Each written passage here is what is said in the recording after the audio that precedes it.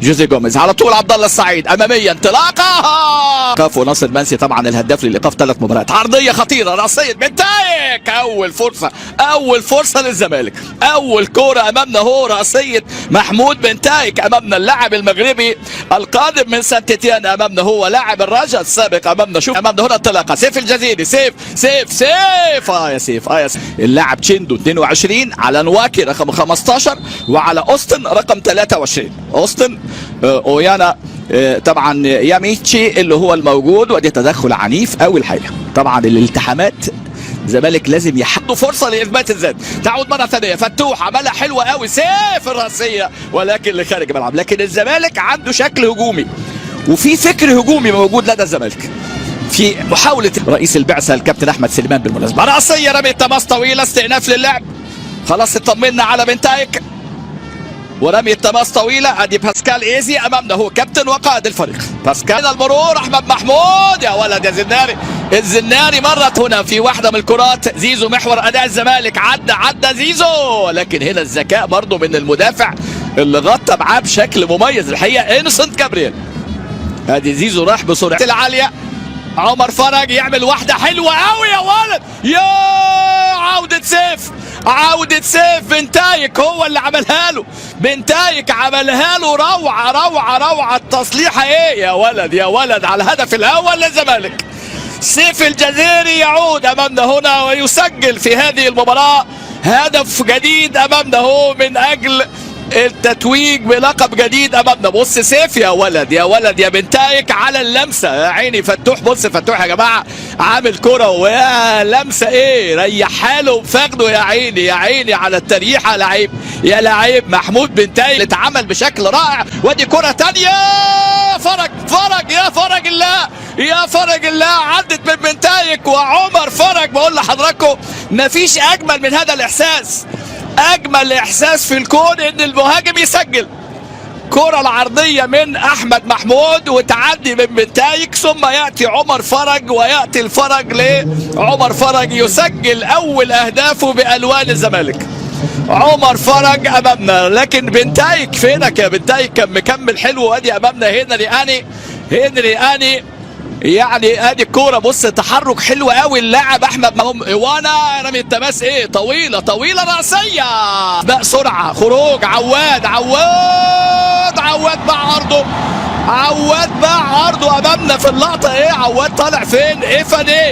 ايفاني هدف بلا داعي. لازم هنا الكلام يكون ما بين محمد عواد. خروج خاطئ في اللقطه اللي فاتت بالحراس طبعا المميزين ووارد الخطا. ولكن كره البينيه امامنا وايفاني انتوني اللي بيسجل امامنا هدف تقليص النتيجه بلا داعي. بص هنا حسام عبد المجيد والزناري لكن سابوها العواد والراجل غمزها. ايفاني انتوني يسجل بعد التمريره البينيه. خروج الشوط الثاني انطلق الزمالك بيضغط. فرصه كبيره مش ممكن امامنا هنا. ادي هنري اني وحوار مع انسنت جابرييل. وهو الحقيقه مش انسنت يعني مش بريء في اللقطه دي. كان هيغرموا هدف. كوره عبد الله السعيد خطيره تسديده والتعادل امامنا. التعادل ياتي في هذه الكره وفي هذه اللقطه من نفس اللاعب امامنا. هو اللي سجل في هذه اللقطه هو اللاعب اوفري تشيندو. كرة اوفري تشيندو تغير اتجاهها تخدع محمد عواد ويبقى هدف التعادل. والفرحه والرقصه النيجيريه امامنا. نوانكو كانو.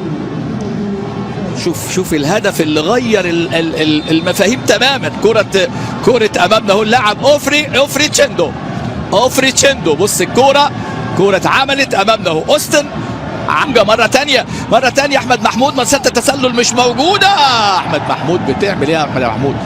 تعمل ايه؟ بص حسام عبد المجيد وفرصة كبيرة جدا من ايفاني انتوني. مرتبكين في ارتباك. هل حان وقت الدفع عمر بشكل خاطئ؟ كونراد وادي زيزو لكن المرة دي لا ركلة ركنية. ايوه كده الزمالك عنده قدرات وعنده امكانيات والفوارق كبيرة الحقيقة. لان الزمالك حتى الان وسجل، لكن ترجع مره ثانيه زيزو في المرمى، فرصه كبيره. لما تحب شغلك وتبدع فيه هتكون بالتأكيد أسرع وأمهر من كل اللي في مجالك، زي العمال اللي معانا النهاردة حبوا شغلهم وأبدعوا فيه لحد ما بقوا في حتة تانية.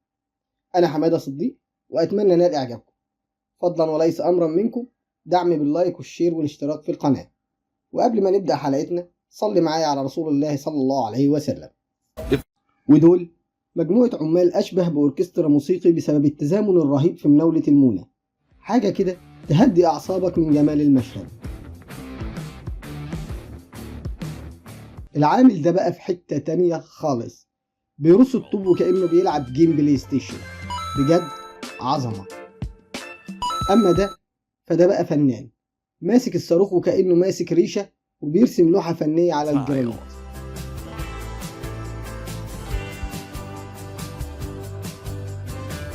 أما النجار ده تحسه كده مش بيدق بالشاكوش، لأ تحسه كأنه بيعزف بالشاكوش بمهارة عالية ودقة تخليك عاوز تشتغل معاه.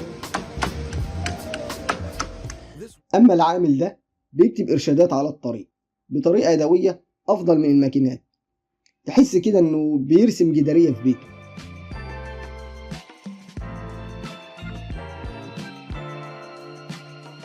شوف العامل ده وهو بيبدع في شغله وبيفرغ الهواء من الأسمنت بسرعة وبمهارة وبأداة بسيطة، بجد الله ينور. محترف اللودر ده بيمسك شكارة الأسمنت بالشوكة وكأنه بيرفع حتة جاتوه، وبيقلب المونة على طريقة الشيف براك، مدهش جدا بصراحة.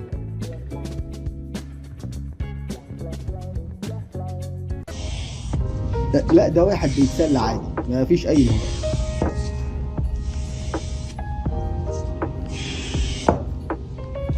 في الحقيقة مش عارف أقول إيه في جمال الشخص اللي عمل ده، اوصفه أنت بقى في التعليقات.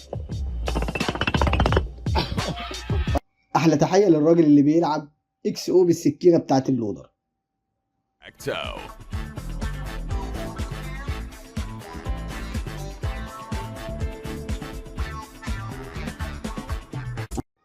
ودي مهارة عالية في استخدام الآلات في فرد البازلت على الطريق في ثواني.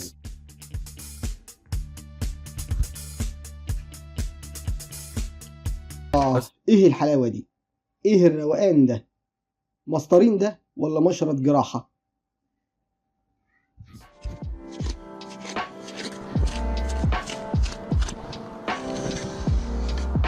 محتاج الراجل ده في حاجة؟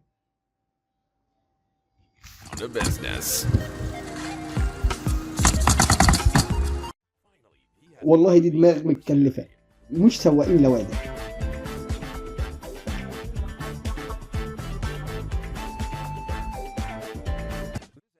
انت معلم.